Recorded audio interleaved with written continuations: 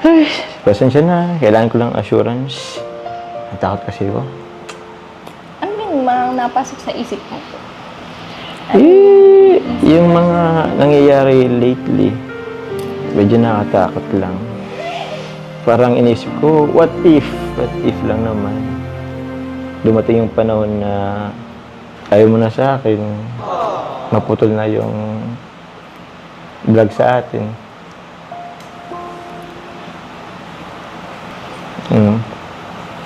Hindi ko yun nga.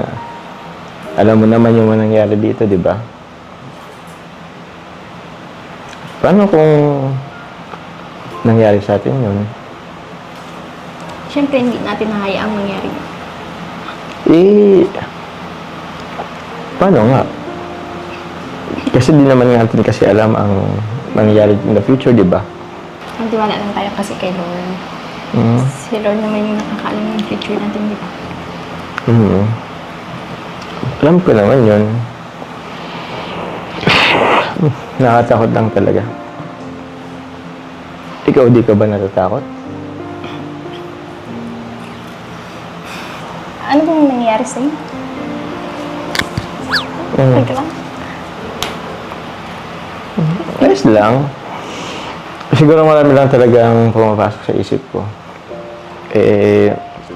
Yun nga, ayoko lang din kasing mawala kung anong meron tayo ngayon. What if dumating nga yun? Kaya ko ba? Kaya mo ba? Kaya ba natin? Uy! Hmm. Ba't ka umiyak dyan? Wala lang. Wala lang. Kung ano lang napasok sa